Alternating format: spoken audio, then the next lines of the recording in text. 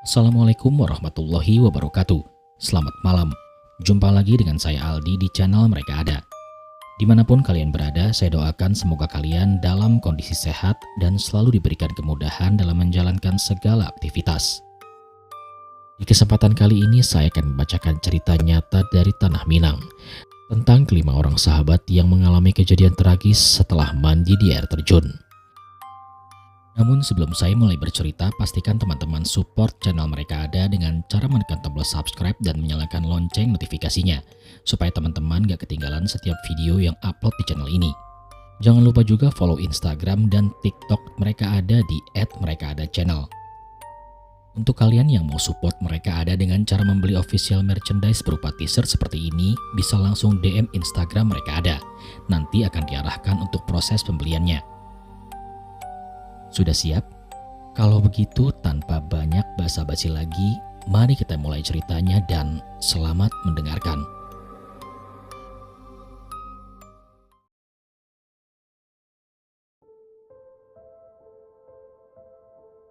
Kalian sudah tahu kan kabar air terjun yang sedang ramai yang berada di gunung itu?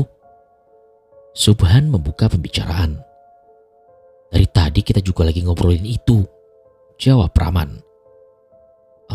Rencananya besok kita mau main ke sana, ujar Ucok. Loh, justru saya yang mau ngajakin ke sana. Subhan kembali menimpali. Ya sudah, besok jam 7 pagi kita kumpul di rumah kamu aja, Han. Dan ingat, harus izin dulu sama orang tua, ucap Yogi. Ya udah, saya ngikut aja. Yandi ikut nimbrung. 5 sahabat ini sedang berada di kantin sekolah dan sedang beristirahat. Mereka berlima sepakat untuk libur hari Minggu besok berliburnya berenang di air terjun yang sedang populer di kotanya, karena pihak pariwisata belum lama telah membukanya.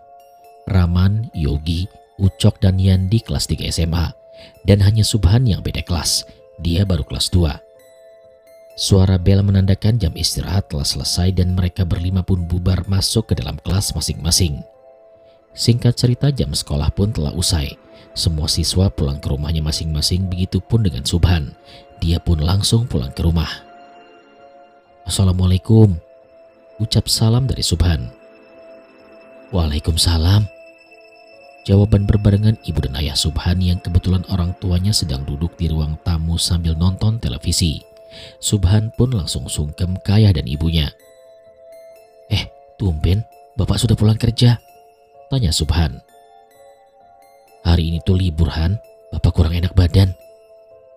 Ya kalau gitu bukan libur, Pak, namanya, tapi sakit, ucap Subhan. Udah, ganti bajumu dulu, terus makan. Ibu sudah masak, ucap ibu kepada Subhan. Subhan pun masuk ke dalam kamar, dan setelah ganti baju dia langsung ke dapur. Selang beberapa saat setelah beres makan, Subhan pun langsung kembali ke ruang tamu. Sudah dimakan ya? Tanya ibunya di ruang tamu sambil mijitin kaki bapaknya. Iya Bu, sudah. Emangnya bapak sakit apa? Jawab Subhan sambil ikutin mijitin kaki ayahnya. Badan bapak pegel semua, Han, meriang juga. Sudah minum obat belum, Pak? Tanya Subhan kembali. Sudah nak, tadi. Bu, Pak, besok Subhan dan kawan-kawan mau pergi ke air terjun Panggian ya, minta Subhan kepada bapak dan ibunya. Sama siapa aja perginya?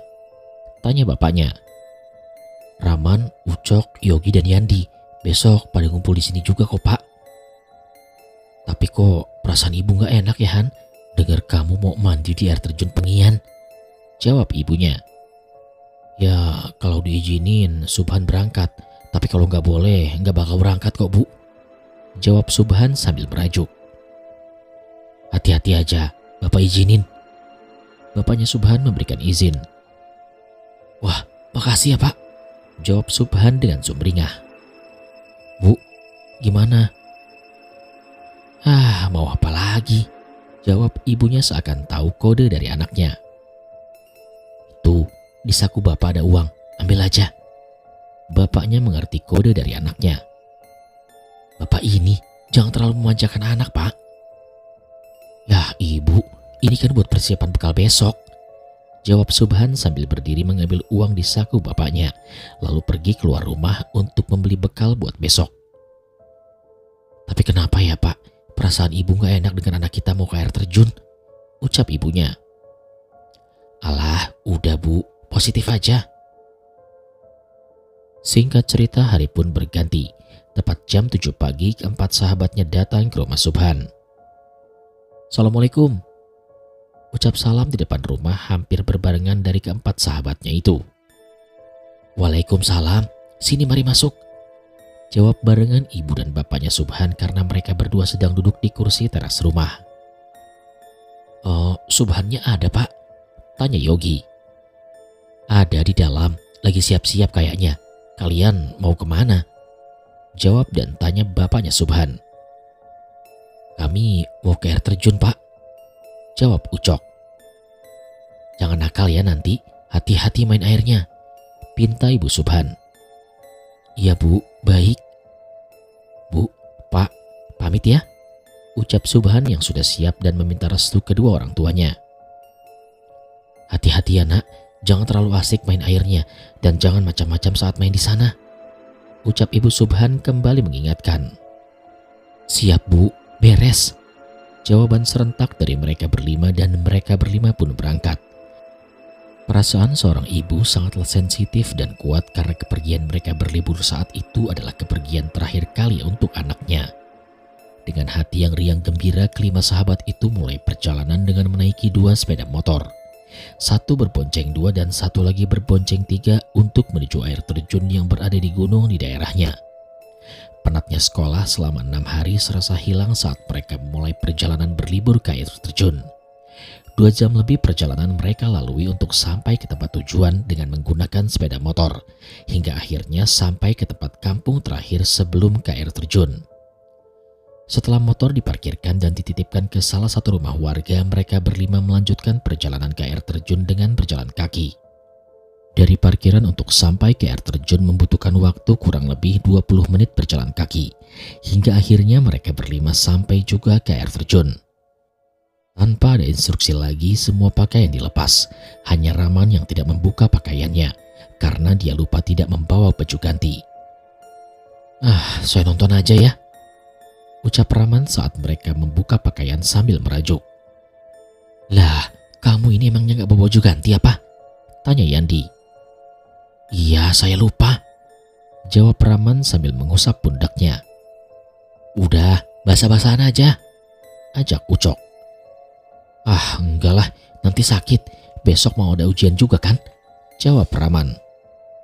Ya udah kalau gitu, tungguin aja baju dari kita, ucap Subhan. Iyalah, mau gak mau, saya liatin kalian aja, jawab Rahman dengan ketus. Setelah mengganti baju, mereka berempat langsung mandi dan main air di bawah air terjunnya. Kayaknya akar pohonnya kuat untuk dipakai lompat deh, ucap Subhan. Iya juga ya, yaudah yuk, jawab Ucok. Subhan coba duluan manjat akar di dekat air terjun untuk melompat dan ternyata akarnya memang kuat. Hingga akhirnya mereka berempat bersenang-senang mandi di air terjun. Hanya Rahman yang tidak ikut karena tidak membawa baju ganti dan melihat keasikan teman-temannya bermain air. Tak ada yang aneh saat mereka bermain air, naik turun akar pohon untuk terjun dan sangatlah bahagia dari ekspresi mereka setelah hampir 2 jam bermain air. Kalian makan siang dulu deh, ucap Rahman di pinggir air terjun. Iya ya, kita juga udah lapar nih, jawab Subhan. Dan mereka berempat pun berhenti sejenak mandi di air terjun untuk makan bekal yang telah disiapkan. Semuanya makan dengan sangat lahap karena kedinginan saat bermain air. Hanya Rahman yang ketus mukanya karena tidak ikutan main air. Penyakitmu itu dari dulu, Man. Kalau kemana-mana selalu aja ada yang lupa, ucap Subhan sambil memakan snack. Tadi sih gara-garanya si Ucok itu nyuruh buru-buru, jawab Rahman dengan kesal. Loh, kok nyalain saya? Tadi kan sudah saya ingatin lagi sebelum berangkat ke rumah Subhan. Baju ganti jangan lupa, jawab Ucok. Perasaan tadi saya masukin deh itu baju ganti, kok bisa lupa ya? Jawab Rahman kembali dengan kesal. Udah, kalau kamu mau mandi, ini pakai baju saya, Jawab Yandi sambil meledek. Ah, mana muat, tubuhmu itu kan kecil, bentak Raman setengah marah. Biasa aja kali. Apaan sih, kalian malah bertengkar? Subhan memisahkan obrolan mereka yang sudah pakai nada tinggi.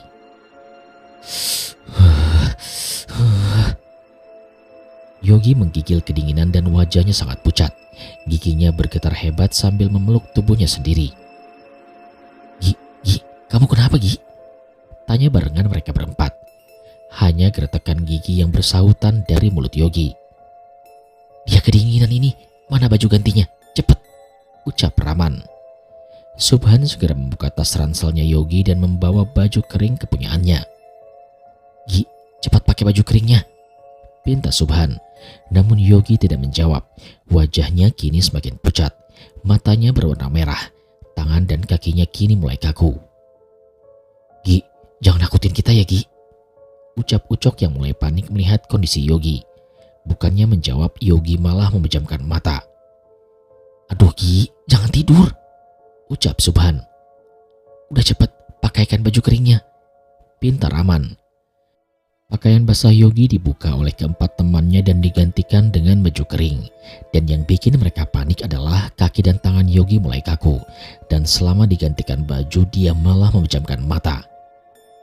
Gi, ayo Gi, jangan tidur, ucap barengan mereka berempat.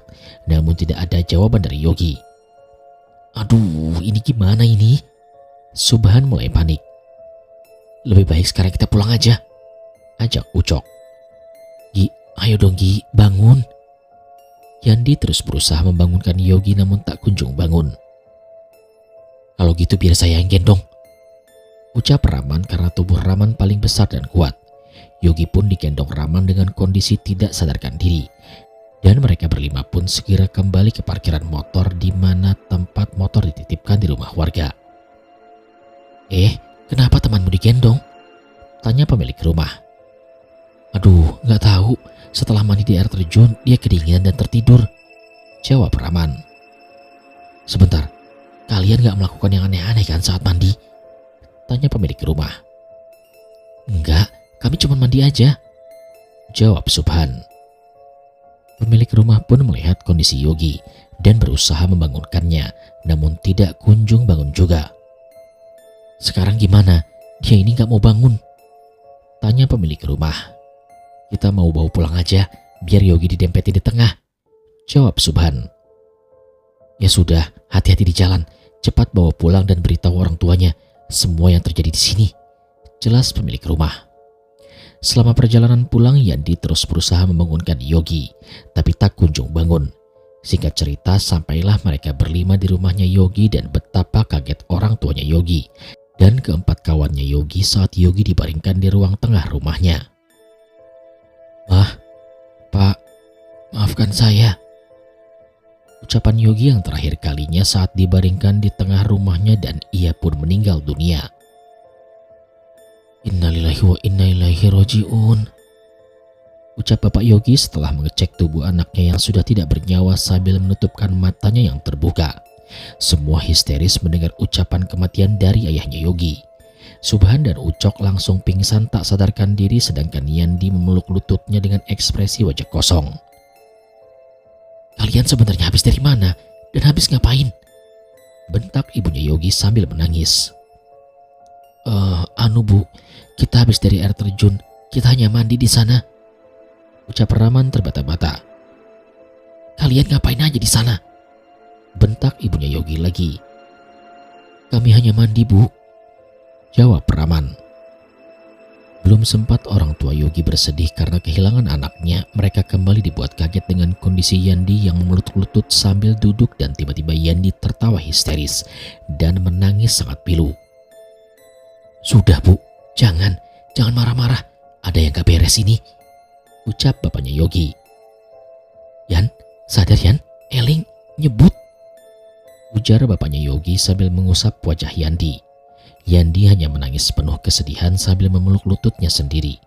Bapak Yogi pun berusaha membaringkan tubuh Yandi namun tangan yang memeluk lututnya sangat kencang sehingga tidak bisa dilepas. Bapak panggil Pak Ustadz dulu ya, kalian berdua jangan kemana-mana, ucap Bapak Yogi sambil beranjak pergi meninggalkan Raman dan ibunya Yogi. Selang beberapa saat, Ustadz pun datang dan para tetangga mulai berdatangan ke rumah Yogi. Innalillahi wa inna ilaihi roji'un, ucap Ustadz setelah mengecek tubuh Yogi yang terbaring. Dan betapa kagetnya lagi setelah Ustadz mengecek tubuh Ucok, ternyata Ucok bukan pingsan, melainkan meninggal dunia juga. Innalillahi wa inna ilaihi roji'un, anak ini juga telah meninggal, ucap Ustadz kembali setelah mengecek tubuh Ucok. Man, kamu gak apa-apa kan? Tanya Bapak Yogi. Enggak Pak, tapi mengapa hal ini bisa terjadi? Jawab Raman sambil bingung dan menangis. Kamu bisa beritahu keluarga Subhan, Ucok dan Yandi. Suruh mereka datang ke sini segera, pinta ayah Yogi. Karena hanya Raman yang tahu rumah mereka bertiga. Kelima sahabatnya itu beda kampung. Pak, tapi apa yang harus saya katakan kepada orang tuanya mereka? Jawab Raman. Suruh saja datang kemari dulu. Kamu jangan sendiri. Biar ditemani salah satu tetangga dengan menggunakan sepeda motornya, pinta bapaknya Yogi. Raman pun pergi diantar tetangganya Yogi untuk memberitahu keluarga Subhan, Ucok dan Yandi.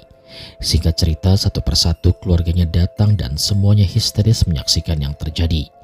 Ucok dan Yogi meninggal dunia. Yandi seperti orang linglung dan Subhan tidak sadarkan diri. Kini semua mata tertuju kepada Raman. Mereka menanyakan terus-menerus apa yang sebenarnya terjadi hingga hal demikian bisa terjadi. Demi Allah, saya dan semua kawan tidak melakukan apa-apa. Kami hanya bermain air dan teriak-teriak dan gembira karena mandi di air terjun. Namun, saya tidak ikut mandi karena lupa membawa baju ganti.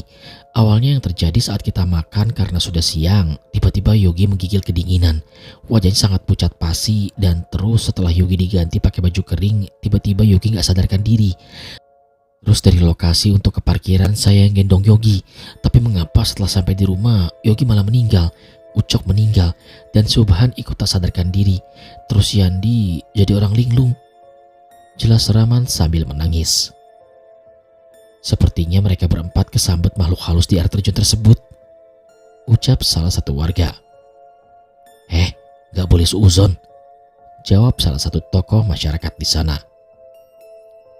Alangkah lebih baiknya kita semua urus jenazah kedua almarhum. Dan untuk yang masih tidak sadarkan diri lebih bagus dibawa ke rumah sakit supaya cepat ditangani. Yang satu lagi mungkin trauma menyaksikan yang terjadi, jadi seperti orang linglung, ucap tokoh masyarakat itu. Semua keluarga setuju dengan pendapatnya tokoh masyarakat, meskipun masih belum percaya mengapa hal ini bisa terjadi. Dan betapa mengagetkannya semua orang saat Subhan mau dibawa ke rumah sakit. Saat sedang dinaikkan ke dalam mobil ambulans, tak ada hembusan nafas di dada dan hidungnya. Dan ternyata Subhan juga ikutan meninggal dunia. Sontak tangis pun semua pecah. Semua orang histeris menyaksikan yang terjadi dalam satu hari. 3 orang anak remaja meninggal dunia. Dan di hari itu pula ketika almarhum Yogi, Ucok dan Subhan dikebumikan. Hasil musyawarah keluarga ketika sahabat itu dikebumikan berdampingan di hari itu pula. Tidak ada yang aneh saat proses dilakukan sampai dikebumikan selain tangis kesedihan yang mendalam dari keluarga. Hanya saja senja yang begitu cerah saat ketiga sahabat dimasukkan ke dalam liang lahat berubah menjadi sangat mendung. Kilatan petir terus bersambaran dan angin berhembus sangat kencang. Namun sampai semua proses selesai, langit tak menurunkan hujan dan hanya hujan air mata yang turun membasahi bumi. Setelah semua proses selesai, keluarga Ucok, Yogi, Subhan, dan Raman berkumpul di rumahnya Yandi. Mengesampingkan kesedihan yang mendalam meskipun baru kehilangan sosok anak yang sangat disayangi. Mereka semua tidak ingin kehilangan kembali salah satu anak sahabatnya. Kini Yandi tambah linglung. Ia tidak bisa ditanya, hanya menangis dan sesekali tertawa sendiri. Ustadz dan para sesepuh pun didatangkan ke rumah Yandi untuk meminta doa agar Yandi bisa normal kembali. Kemudian hal di luar nalar juga terjadi saat semua berkumpul di rumah Yandi. Kilatan petir terus bersambaran, namun tak mengeluarkan suaranya. Angin berhembus sangat kencang dan langit malam begitu gelap gulita, seakan menandakan sebentar lagi akan turun hujan badai. Keadaan menjadi begitu sangat mencekam dan perasaan semua orang saat itu sedang berada di satu tempat yang sangat menakutkan.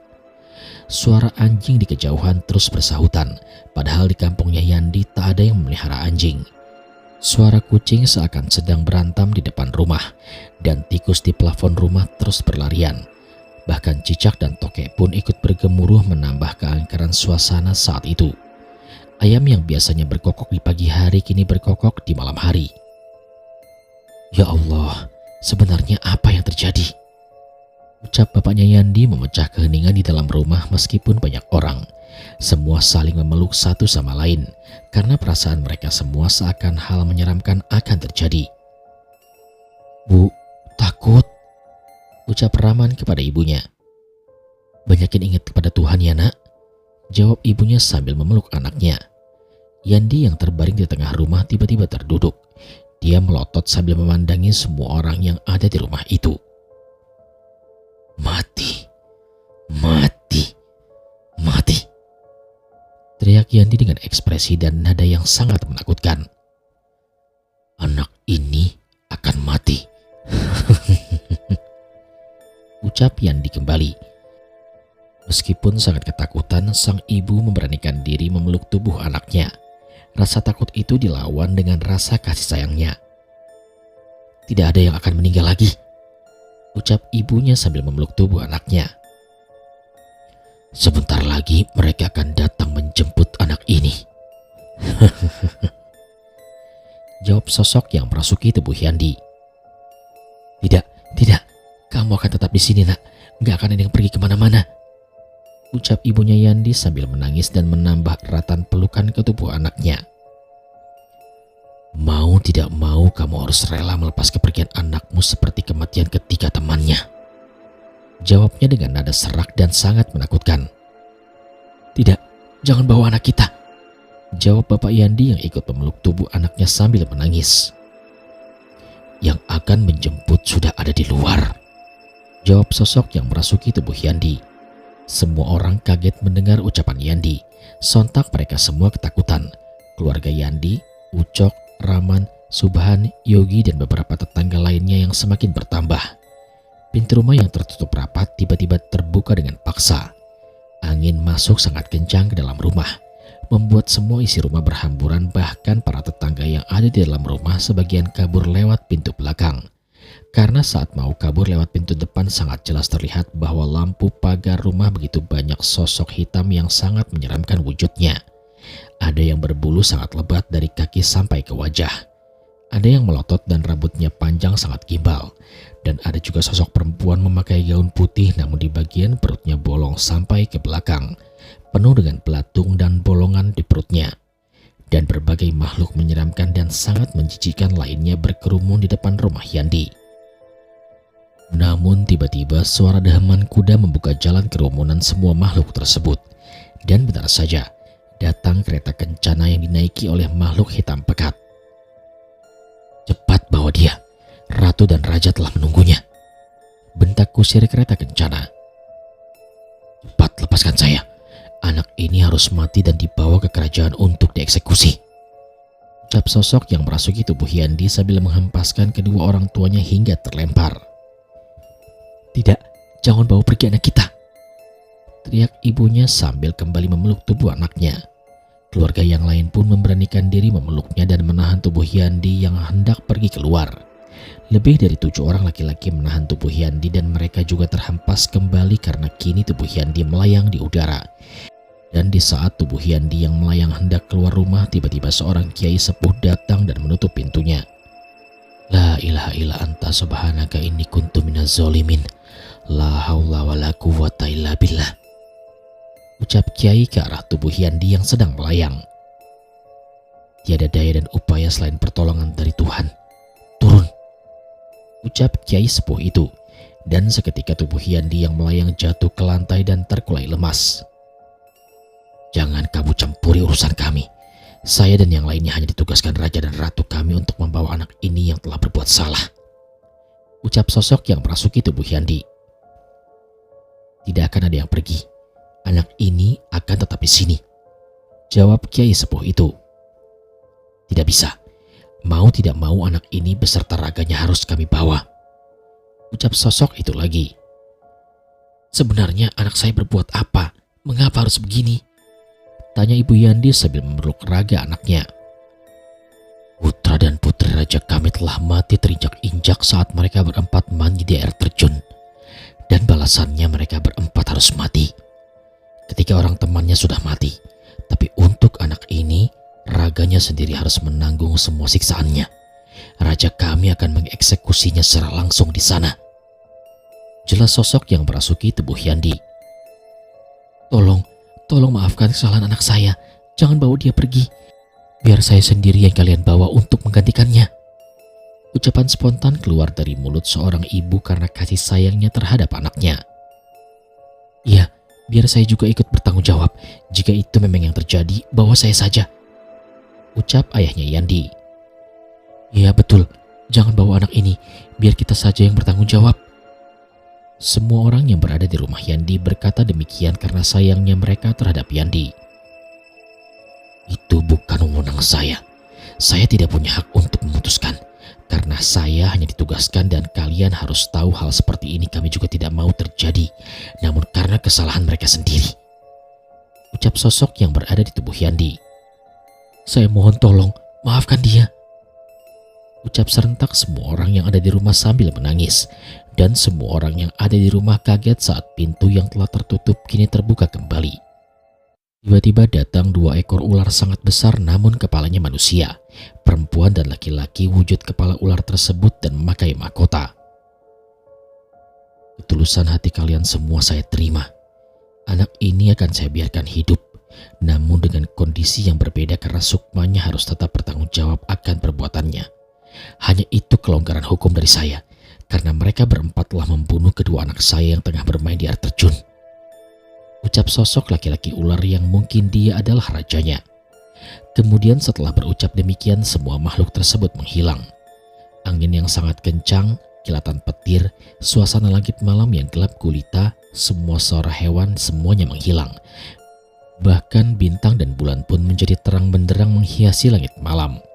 Kini tubuh Yandi terkulai lemas, namun dia tidak lagi dapat berbicara.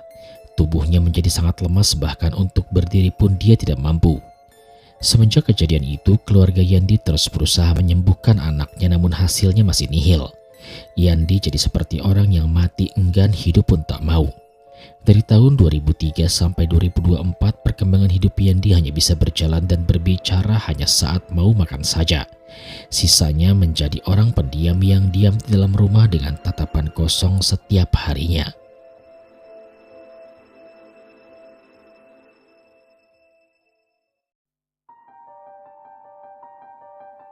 Sekian cerita pada kesempatan kali ini. Terima kasih kepada teman-teman yang sudah menyimak cerita ini dari awal sampai selesai. Jangan lupa support channel Mereka Ada dengan cara menekan tombol subscribe dan menyalakan lonceng notifikasinya, supaya kalian gak ketinggalan setiap video yang upload di channel ini. Jangan lupa juga untuk follow akun sosial media Instagram dan TikTok Mereka Ada di @merekaada_channel. Dan bagi kalian yang mau support Mereka Ada dengan cara membeli official merchandise berupa t-shirt seperti ini, bisa langsung DM Instagram Mereka Ada. Nanti akan diarahkan untuk proses pembeliannya. Kalau begitu sampai di sini dulu perjumpaan kita kali ini. Sampai bertemu pada episode selanjutnya. Saya Aldi pamit undur diri dari hadapan kalian. Wassalamualaikum warahmatullahi wabarakatuh.